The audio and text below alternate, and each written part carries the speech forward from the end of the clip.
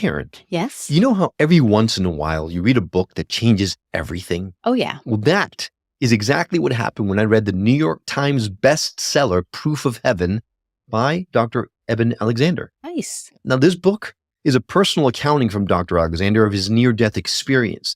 What fascinated me the most about this book was not just his story, but in fact, when you frame it with the knowledge that he is a world-renowned academic neurosurgeon who could perhaps easily explain the experience with scientific studies and facts if the experience was not truly real, it kind of puts the story into such a bigger light that it was one of the first dominoes that helped topple my skeptical mindset. So you might be asking yourself, why is Will telling us all this? Well, it turns out that on today's episode, we have the distinct honor and absolute pleasure to get the chance to have a conversation with Dr. Alexander himself. That's right. New York Times bestselling author of Proof of Heaven and so many other books is with us today on The Skeptic Metaphysicians. My name is Will. And I'm Karen. And unlike Mulder and Scully, we both want to believe. So we've embarked on a journey of discovery. We've talked to people deeply entrenched in the spiritual and metaphysical world. We've thrown ourselves into weird and wonderful experiences. I even joined a coven of witches. And wait, you joined a coven? Yep, all in the interest of finding something. Anything. That will prove that there's something beyond this physical, three-dimensional world we all live in. This is the Skeptic Metaphysicians.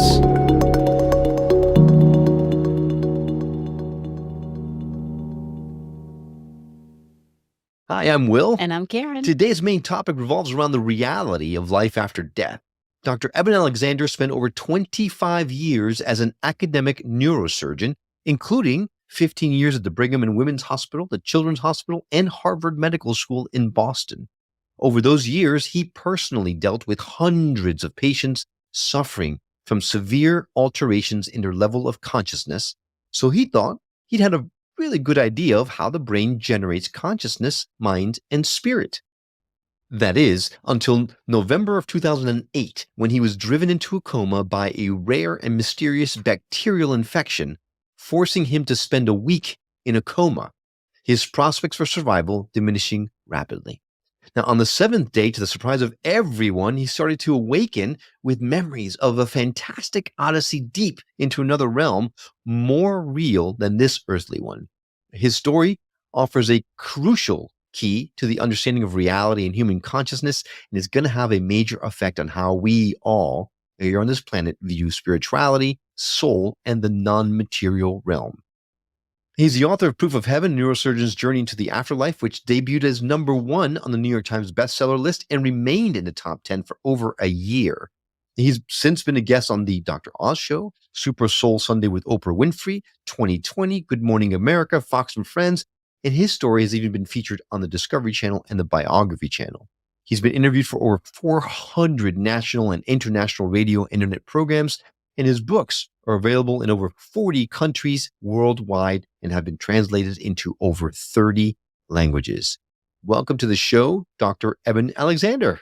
Dr. Alexander, I'm not sure I have the right words to express how thrilled we are to have you join us on the show today. Well, it's my pleasure to be here. Thanks for having me on. Well, thank you for saying that. It makes me feel better. It makes me feel good. Now, Doctor, when I read your book, I was left stunned.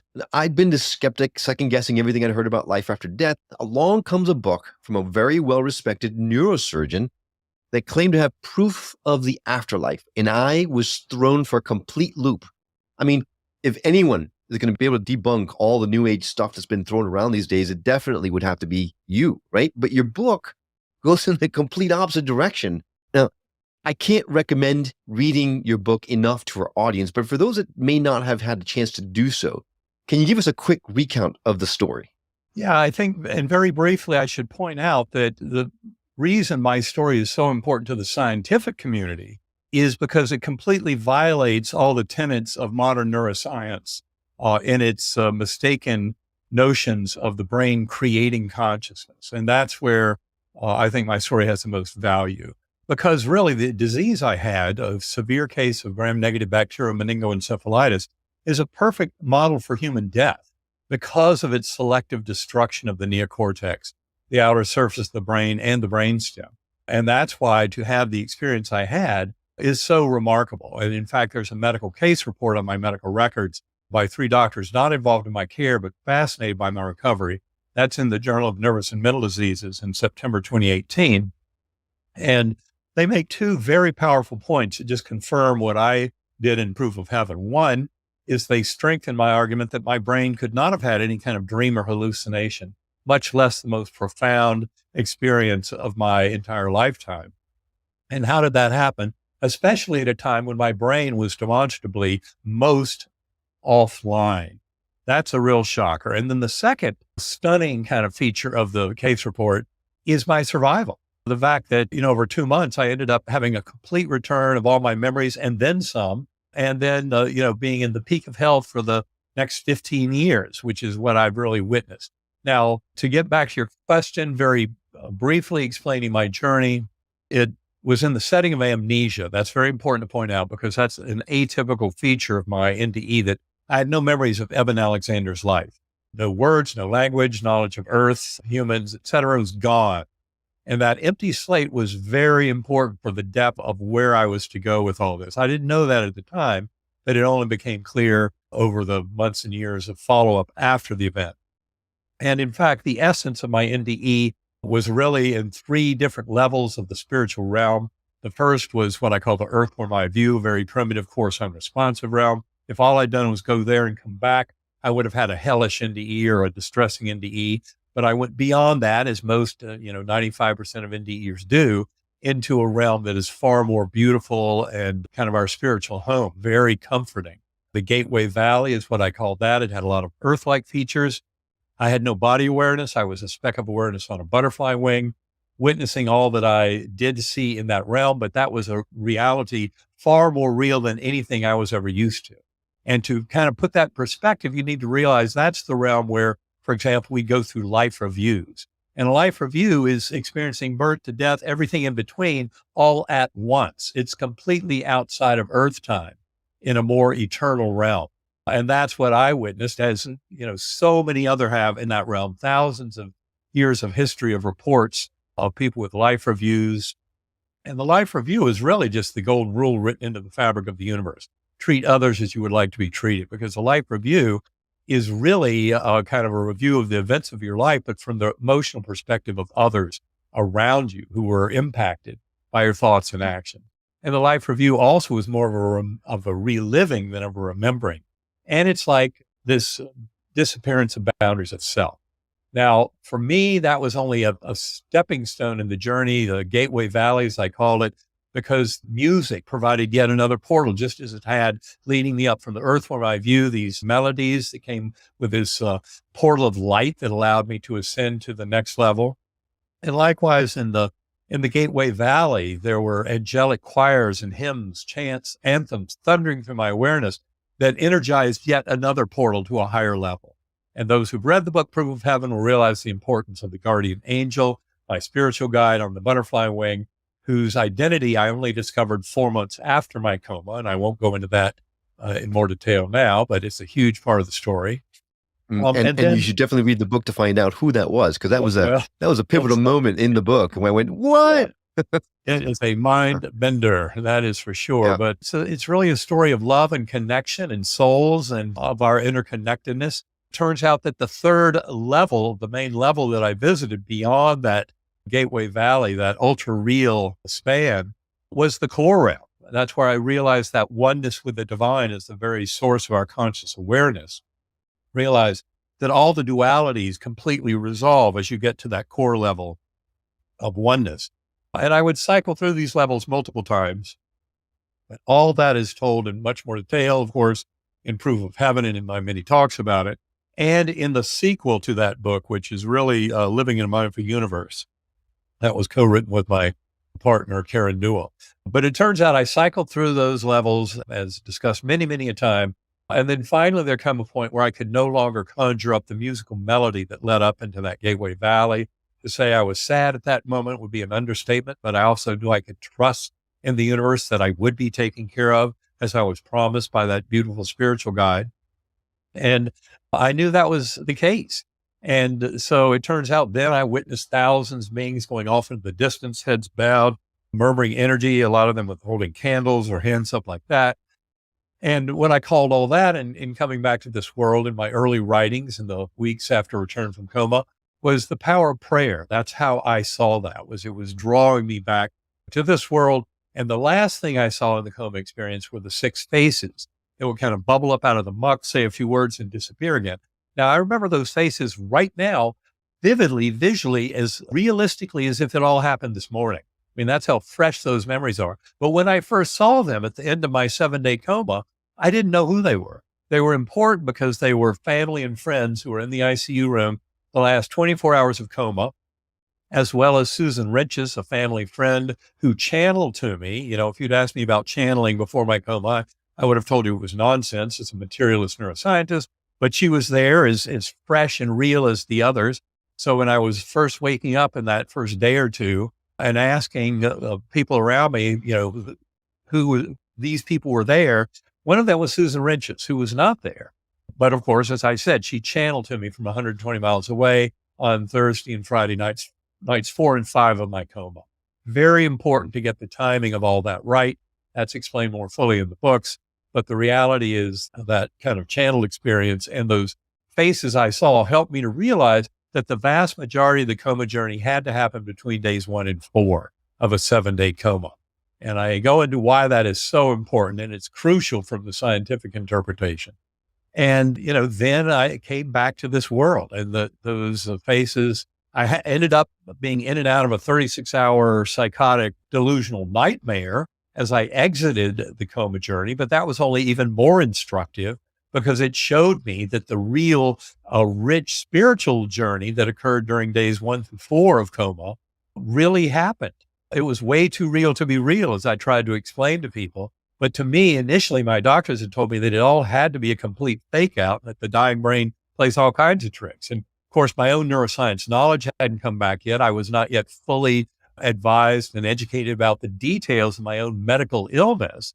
And it was as I went through that process in the weeks and month or two after coma that I was shocked. You know, how could I have had any such experience when my brain was so disabled?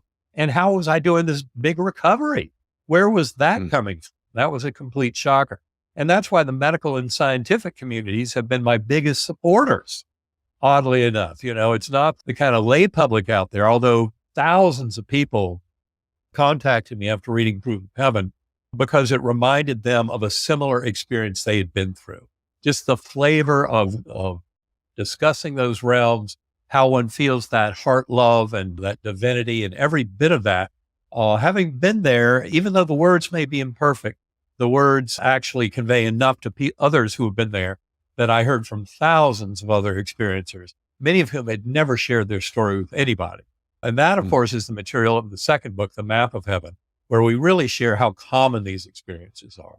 But Map of Heaven is not my own personal sequel of my journey, but Proof of Heaven and then Living in a Mindful Universe are my own personal story of my journey of discovery. And that includes the 15 years since my coma, working with scientists around the world, coming to a deeper understanding of the nature of consciousness. And it's one that the modern science of consciousness ends up supporting the reality of the afterlife and even of reincarnation. You'll find that, for example, UVADOPS.org, University of Virginia Division of Perceptual Studies have studied more than 2,700 cases, past life memories in children, suggestive reincarnation. 1,700 of those cases are solved.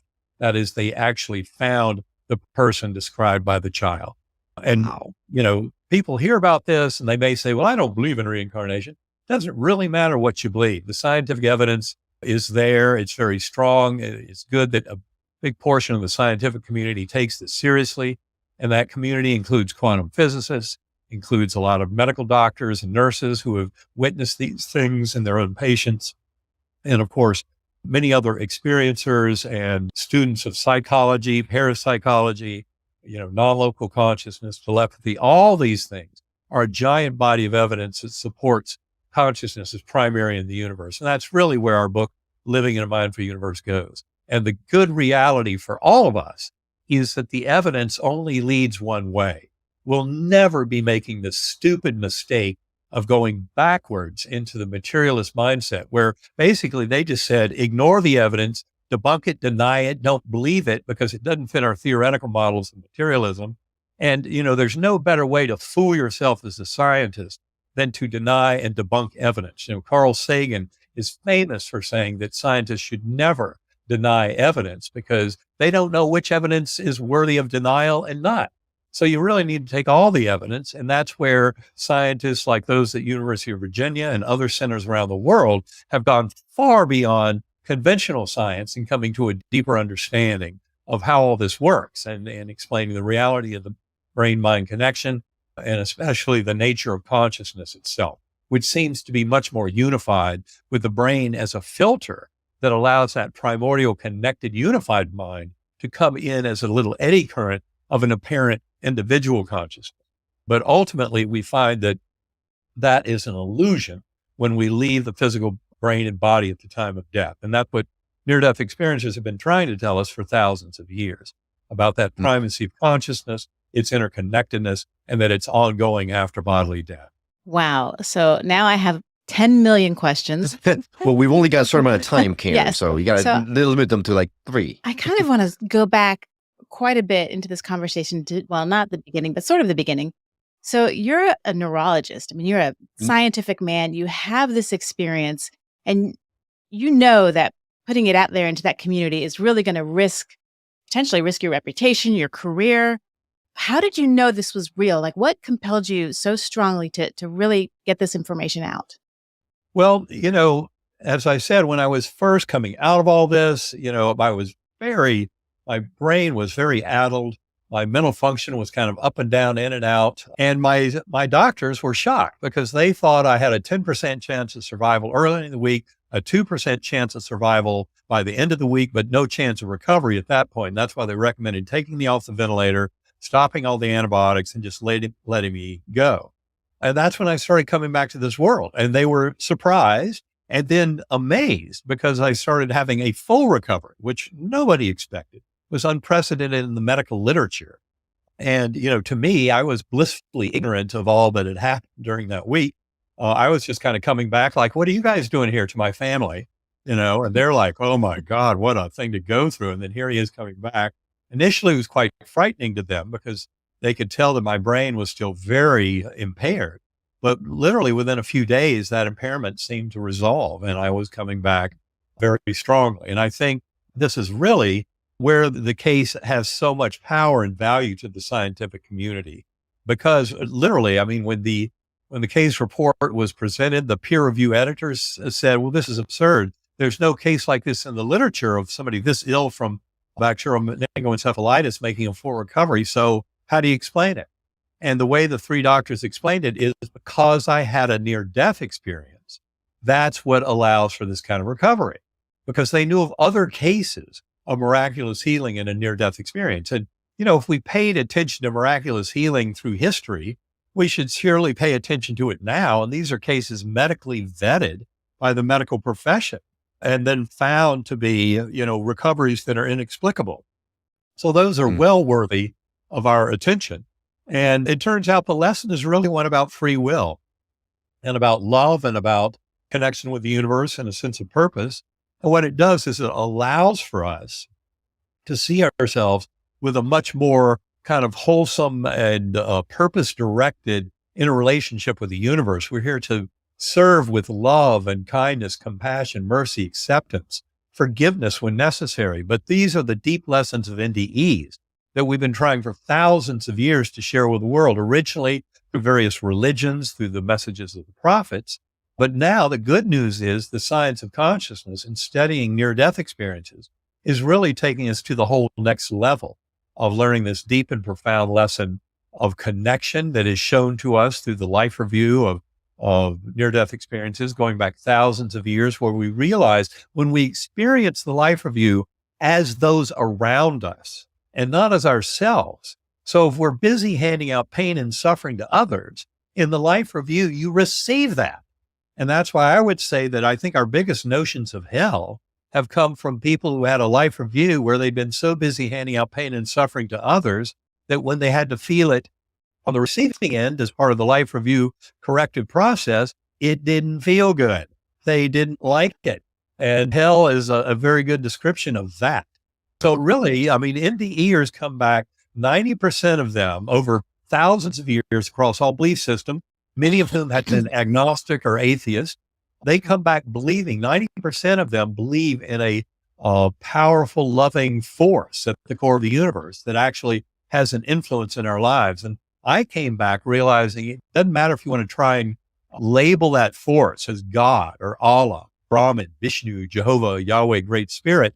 We don't own it. We can't control it. And NDEers have been describing it the same way for thousands of years across all cultures as this infinitely loving God force that is not judgmental. In fact, the judgment really seems to come kind of from our higher soul and soul group and not really, it's just an embarrassment in the setting of that light and love of that realm to witness the things we did in life review that were selfish and greedy are just horrible. This is why it's so important. I am so glad as a materialist neuroscientist that I was rescued from the oblivion of continuing to believe my materialist nonsense, that there was no meaning to life, that it was, birth to death and nothing more, that we're all just chemical reactions and electron fluxes giving us an illusion of conscious reality, an illusion of free will, and to realize that that is all a myth perpetrated by materialist scientists who have no clue what consciousness is and how to explain it. And that is why this modern effort by scientists to examine consciousness and the nature of reality is so incredibly important in the current era. And it involves an awakening of humanity that will also necessitate that we take proper stewardship for this planet and discontinue our very greedy and selfish, addiction to fossil fuels, corporate greed of the energy industry, plastic pollution, twice the size of Texas and the Pacific Ocean. These are all results of the false sense of separation of materialism. And the more we realize we're part of the universe and part of each other, we're all bound together through this force of love, the more we realize that it's imperative we start behaving differently than we've been behaving. Homo sapiens is really not as wise as it labels itself to be when you look at the world today. And it's high time we took proper stewardship of this planet, quit, burning fossil fuels and elevating the temperature of the planet, where it becomes an unlivable nightmare for our children and grandchildren. And especially when you realize the seriousness of that reincarnation literature and acknowledge the fact, as Jim Tucker and Ian Stevenson, who have done a lot of the reincarnation work at UVA, will tell you, our memories are covered over at age 5 or 6. So that you don't remember. Most of us as adults, teenagers and adults don't remember past life memories, but they're there in children and they're very real. And in fact, they often explain phobias, behaviors, things like that in these children who remember past lives. But do note that at age 5 or 6, they start getting covered over. So that by the time they're an early teenager, they don't remember any of it. That's why most don't remember that, but we should pay attention to the scientific literature that tells us that a lot of children do remember past life memories and that they're very important in truly understanding our journey as a soul, who we are, why we face the various hardships in life that we do, and how we can learn to grow from those hardships, challenges, and difficulties, and not just fear them and run away from them. And you mentioned being rescued from that type of thought process. And so I would say that you now are helping to rescue a lot of people out here that are stuck in that loop. To say that this kind of thing is really hard to believe is an understatement, because we have a lot of people in the scientific community who have poo-pooed any that you just mentioned, that this is really just chemicals firing in your brain and all that kind of stuff. But even in your book, you go, or Proof of Heaven anyway, you actually go into, as a scientist, potential explanations for what you went through, and then you debunk each and every one of them in an appendix in the back of the book, which is fantastic. To hear a neuroscientist, an esteemed member of the scientific community like you, explain, look, all this stuff is garbage. This is real. That is incredibly inspiring to me anyway, because as a pragmatist, I need someone like you to say, yeah, this stuff is real. You can believe it. You can take it to the bank. Now, the question that jumps to mind immediately once reading your book is, your experience was very different than a lot of the experiences that you hear from other NDEers, right? You didn't see a tunnel that took you into a bright light. You didn't see your loved ones at the other end of it. How do you account for that? Why was your experience so different than others that we've heard before? I wouldn't say mine's so different at all, especially if you look at Bruce Grayson's NDE scale, which he published in 1983. It has 16 different elements in 4 broad categories. And the maximum score you can get for an NDE is 32. If you score 7 on his testing, it's an NDE. I get a 28 or a 29, depending on how you score it. So mine was an absolutely right down the alley. In fact, the only reason I lost points was mainly due to my amnesia and not having a personal life review. I couldn't have an Eben Alexander life review, but I ended up seeing life reviews and reincarnation in gigantic form in 2 visions I had. One I call the flying fish vision. The other, much more powerful at a later passage through the core realm, was the Indra's net vision. And that was a very profound kind of experience of the interwoven soul lines of all of our souls involved in this evolution of consciousness. Very profound experience. So I think that's the important thing to get, is when you really know about NDEs, study NDEs a lot. Mine ended up getting an incredibly high score. It was every bit of that, but that amnesia was a very kind of key sticking point because it's so unusual. And yet when I first came out of coma, to me, amnesia made perfect sense because I was still harboring that outmoded belief that memories might be stored in the neocortex. But of course, I didn't yet know that all my memories were going to come back and be even more complete than they were before coma, which is what happened over about 2 months. So it's really all, this is why I had to share the story. Once I figured out what had happened, as I tell in the book Proof of Heaven, that happened 4 months after coma, when I received a picture in the mail from a birth sister. And that's how I identified that beautiful, loving guardian angel on the butterfly wing.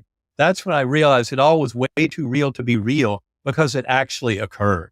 That was the real wake-up call, the identification of that beautiful spiritual guide. And that's when I really dove in earnest. Now, I'll point out for you and your audience, the scientific evidence for the reality of these experiences is already overwhelming. There was a contest held in 2021. BigelowInstitute.org is your resource site for the 29 winning essays of that contest. But it was held by an entrepreneur in Las Vegas who wanted to know what's the best scientific evidence for continuation of consciousness after permanent bodily death. He held a contest in 2021. They ended up receiving 204 essays, all from people who had spent at least 5 years scientifically researching the afterlife question. So very high quality, not from, armchair philosophers who know nothing about this and who commented on it from a position of complete ignorance. These people know what they're talking about. If you go to BigelowInstitute.org, you can read all 29 winning essays for free. I highly recommend do that. And you'll realize after reading any of these essays that we're already pretty far along the pathway to a scientific kind of explication of the reality of these experiences. And then we'll need to move into understanding mechanism much better.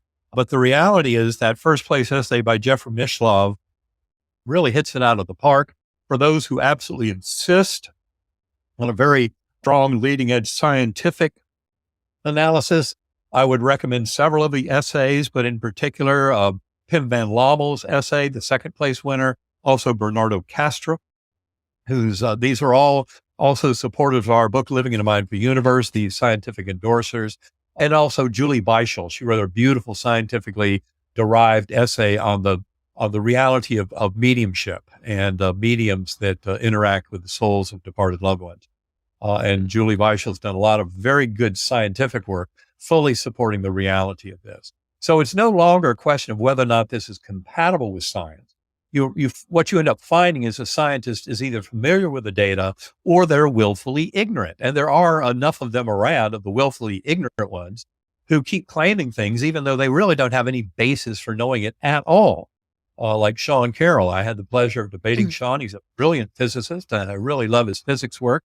But this was back in Intelligence Squared in 2014. A debate with him and Steve Novella, but I must tell you that he has no experience to be answering these questions of the spiritual nature. And yet he keeps claiming as a particle physicist that he has proof there is no God, there is no heaven.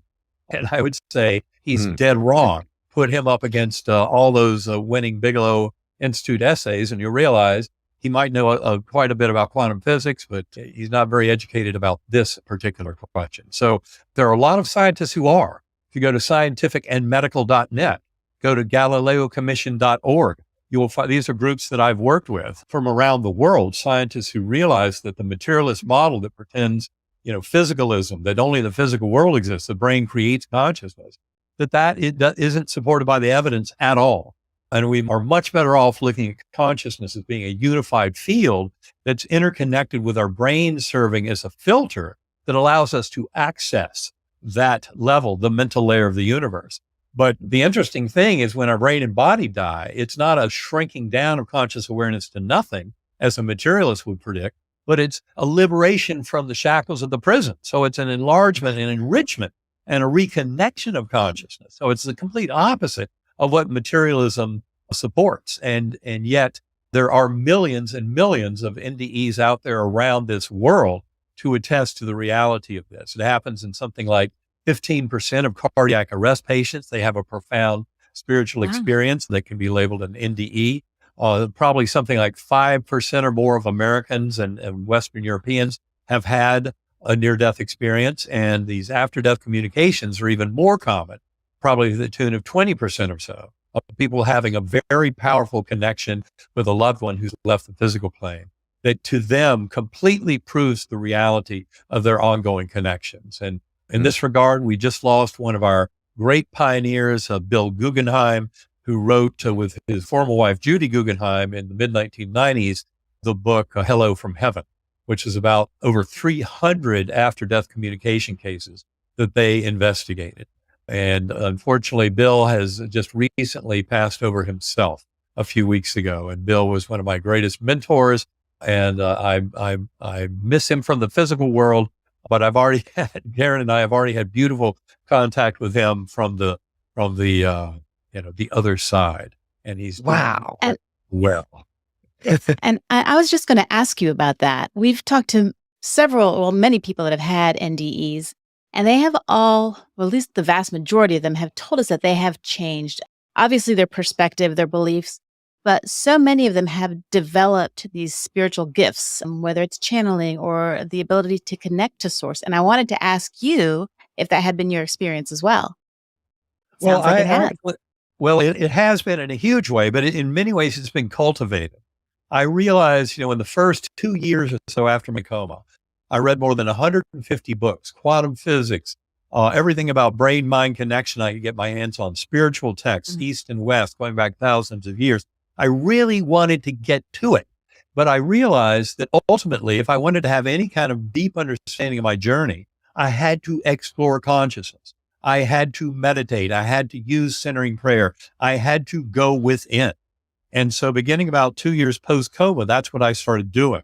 And I wasn't just doing it randomly or kind of chaotically. I was quite focused. I had heard about a technology called binaural beat brainwave entrainment. It's a phenomenon discovered in the mid-1800s by Wilhelm Heinrich Dove. It basically says if you put a pure tone in one ear, say 100 hertz, 100 cycles per second in one ear, and as an example, 104 hertz in the other ear. So a 4 hertz difference between the two, you end up getting a 4 hertz signal somewhere in the brain. Heinrich Dove got this, and then in the late 20th century, Robert Monroe investigated binaural beats in the instigation of out-of-body experiences, and other investigators use binaural beats to enhance remote viewing, the psychic spy abilities and what have you. The remote viewing is one of the most scientifically validated forms of non-local consciousness in the world. It's been beautifully validated by Jessica Utz, head of the American Statistical Association, in her presidential address in 2015, where she talks about precognition and remote viewing, saying the statistical scientific evidence for their reality is beyond dispute. And yet you find sources like Wikipedia, which is made up of rampant militant materialists, claiming that remote viewing is pseudoscience. Well, that's because Wikipedia is pseudo-encyclopedia. They have no business. Any encyclopedia edited by the lowest common denominator can't be worth wasting your time on. Time to get rid of that. But that, unfortunately, is the sad truth. If people use Wikipedia for information, especially about spiritual matters, they're going to find that there's this Gestapo that is right Mm. there to smash any kind of hint of spirituality emerging on Wikipedia. But luckily, there are plenty of excellent resources out there that show the deep truth of remote viewing and other things. But that was my key into meditation, was using binaural beat brainwave entrainment. And in fact, my partner, Karen Newell, who had been very busy with binaural beats long before I discovered them, she ended up, under my encouragement, she and her business partner, Kevin Cossey, who's a sound engineer, electrical and mechanical engineer, but he uses it also for sound engineering. They ended up forming a company, Sacred Acoustics, and I was their alpha tester from the get-go. I use Sacred Acoustics daily, an hour to a day. I use it for meditation. Very powerful technique. It allows us to be liberated from the here, now, and the sense of self, of the physical body and brain. And that's where we have used our workshops, Karen and I have, to prove that many of us who have never had a near-death experience can come into the same kinds of knowledge that prove the reality of the NDE using binaural beat brainwave and trained enhanced meditation. If you go to sacredacoustics.com, you can learn a lot more. You can look at a lot of the testimonials there and download a free 20-minute OM file, listen to that with headphones. But for me, I could not dispense with my tones. I use them not just to return to my NDE to recover from memories, but really to cultivate and interact with the various denizens and guides and entities, and especially that infinitely loving God force at the core of the universe through my meditative efforts with Sacred Acoustics. I must confess, I have not yet duplicated the full-blown ultra reality of my near-death experience. It was so prominent. I talk about that in Proof of Heaven, how it's much more real than this existence. You know, people often think, well, an NDE must be kind of dreamlike and murky. No, this is dreamlike and murky. That is sharp and clear, memorable, defined, and transformational in ways that NDEers know full well and will describe by the millions.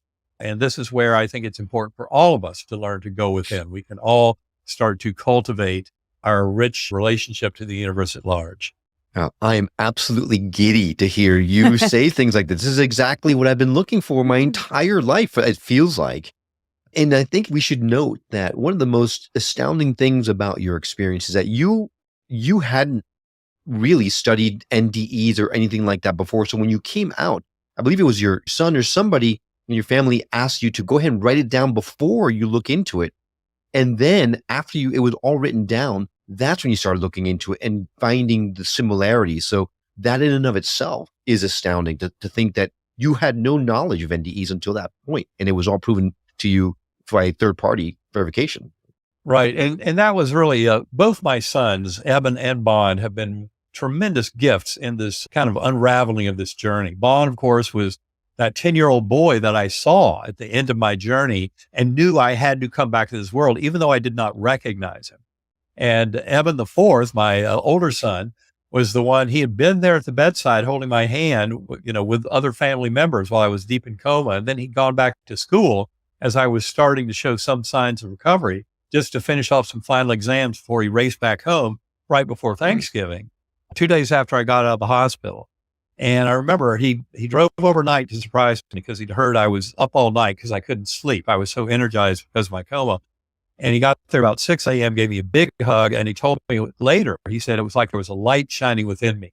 I was far more present than I'd ever been before. And I remember telling him it was way too real to be real. You know, that was the hint from my doctors. You know, my neuroscience knowledge was still not back. It was still partially and temporarily offline because of the illness. And yet my doctors were so shocked that I'd actually been able to leave the hospital making conversation, able to communicate. That was such a complete shock to them, given what they expected of this illness. They kept telling me, well, the dying brain plays all kinds of tricks. We have no idea how you're coming back to us, but you can forget about whatever you experienced because the dying brain is tricky. And I believed that. And in fact, I'd never really read the NDE literature. I always thought, well, it's nonsense. You know, it's hallucinations of the dying brain. Who cares? But now I realize, my God, it's so much more than that. It's what happens when you die, these incredible visions. And so I dove in deep to the literature, but only after I had written about 20,000 words of my own story. And that was due to my advice of Eben the Fourth. he told me, write it all down before you read anyone else's NDE account. And that was very, very important. That way I knew that everything that I'd written down about my own experience was my own experience, and nowhere was it tainted by someone else's NDE or their experience. And as I said, when you really line it up against other NDEs in a rigorous, academic scholarly fashion, it scores very high on the Bruce Grayson NDE scale. One of the things that surprised me, let's say, that is that because when you first, I don't know if the right term is, woke up in the NDE, when you went to a coma and you became aware, you were in this muck, this darkness, this area that didn't seem pleasant, for lack of a better word. But then you rose up into the other realms, which were the heaven that people talk about. What do you think that is? What is that muck that you awakened to in the beginning? Well, it's what I call the earthworm's eye view. And it was a very primitive, coarse, unresponsive realm, like being in dirty jello, had no body awareness, body image at any point during any of this journey. And in that earthworm eye view, it really was kind of, it's negative when I talk about it, when I describe it, people think, whoa, that's kind of foreboding. But Kind of so, yeah. I had no memory of anything different. So to me, it was like, this is the way it is. And I had no complaints. It was not foreboding until the very, very, very end, when I recognized the face of that 10-year-old boy and realized I had to get back, whatever back meant. And now all of a sudden I realized it was very important whether I survived or not and what this outcome was. And yet I had no idea what the rules of this world were. And that's why, my higher soul ended up kind of ushering me back in some fashion or another. I came back to this world. But that earthworm eye view was very primitive and coarse. And initially I thought, that was the best consciousness my brain could muster soaking in pus. But in reading more and more of the literature, especially when I started with the Tibetan Book of the Dead and other books of the dead, things like that, Egyptian Book of the Dead, to me, especially the Bardos and the Tibetan Book of the Dead, was very much like my earthworm eye view. So I came to see it as probably a more universal layer. It's not one that you often hear about in NDEs. People are so busy sharing the beautiful, loving, incredible mirth and joy, spiritual home nature of NDEs, and not necessarily some of the kind of ragged edges around the entry points, et cetera. But to me, it was just part of the experience that I had to report along with everything else. But the deep reality is, by the end of my journey, cycling through, the beautiful Gateway Valley, then up into the core, and then back down to the earthworm eye view. And through these multiple times, I came to realize the ultimate reality of that loving core of the universe. And that's what showed me so purely, this is never a battle between good and evil. It can seem that way at our level, way out here in the kind of lowest material realm. But the closer you get to the spiritual core of the universe, the more it is pure love, that God force. There is no battle between good and evil. And in fact, I would say the good and evil is a gradient that drives our evolution towards the good. That's what that life review is all about. That's what NDEs and their contribution to human knowledge are all about, is coming to a deeper understanding of how we are all part of this infinitely loving God force of the universe. And religions have tried to teach us that for thousands of years. Religions tend to get locked up into ideologies and into conflicts that are perceived, but not necessarily real from the deep spiritual level, where there's such unity from the voice of NDEers. No matter what their religious faith, they come back with these discussions of that love, that kindness, that compassion, mercy, acceptance. These are the principles that really guide that spiritual world. And the more we understand that, and the kind of leading edge of NDEs to lead us towards this deeper knowledge of unification and the binding force of love that can bring us into wholeness and healing, that's where the world can really grow into a positive transformation. Now, you mentioned religion, and a word that goes hand in hand with religion often is prayer. And you mentioned prayer and the power of prayer earlier. So with your experiences and everything that you believe, how would you define prayer?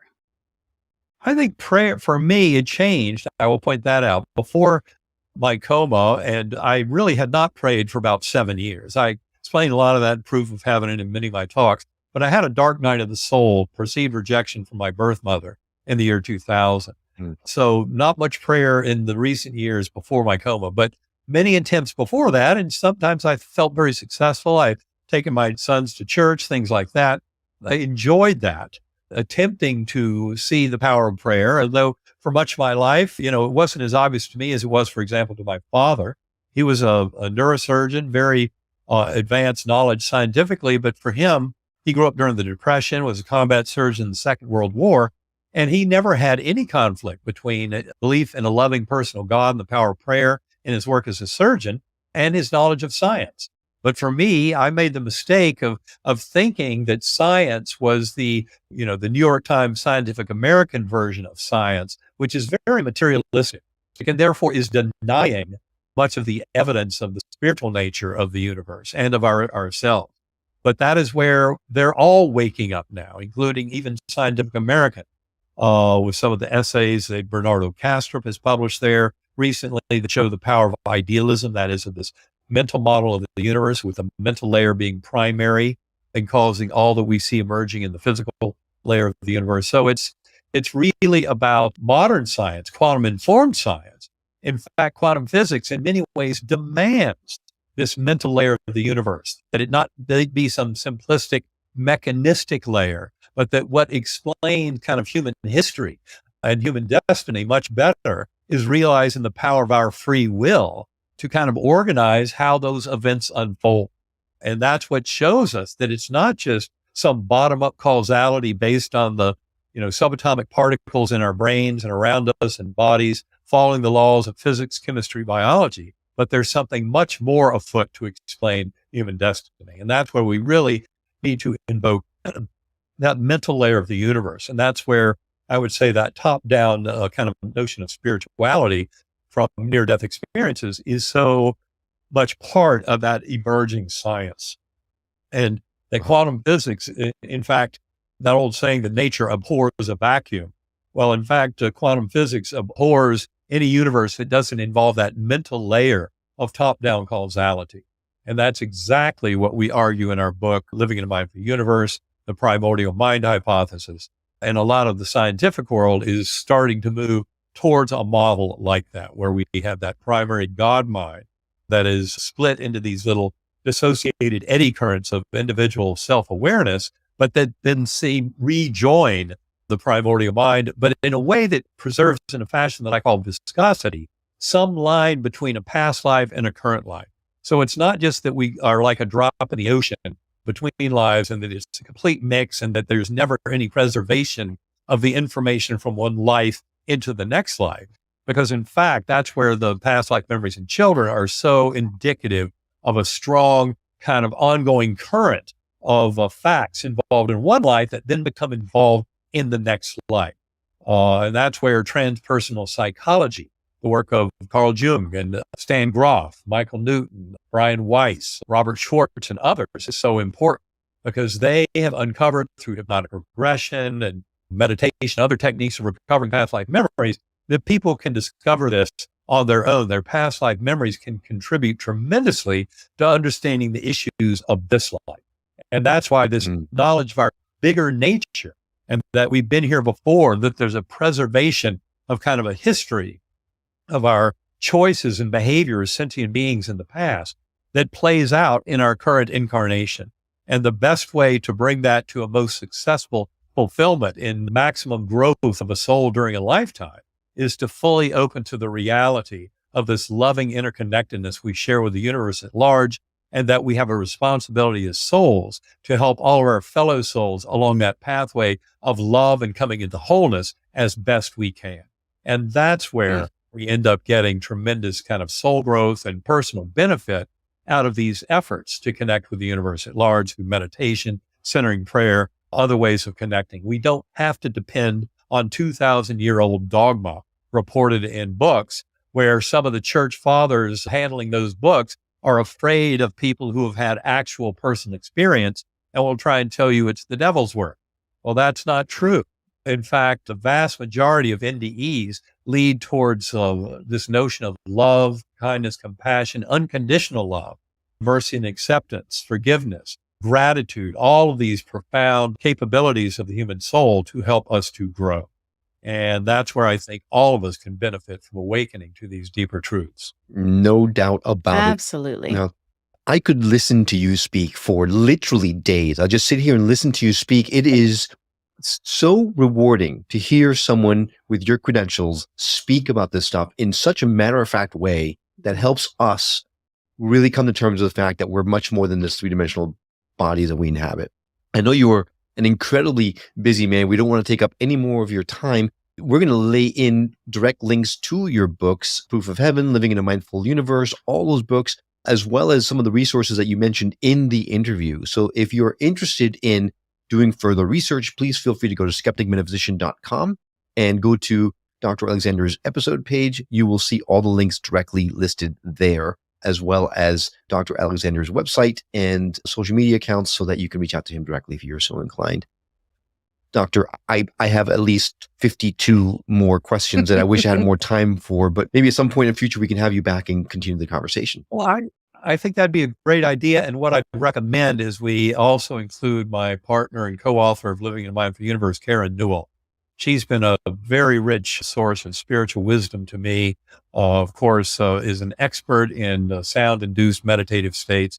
And maybe we should reconnect and have Karen join us next time so people can hear somebody who really understands all this. That would be great. We would love that. That'd Absolutely be love that. fantastic. Yeah. So Plan on. thank you so much for your time. Thank you so much for your expertise in the information you provided to us. And thank you so much for sharing your story, because people like you standing up and talking about this kind of thing is what's going to help change the world. So thank you so much for what you're doing. Well, Will and Karen, thank you so much for having me on. I greatly appreciate it and look forward to our next conversation. As do we.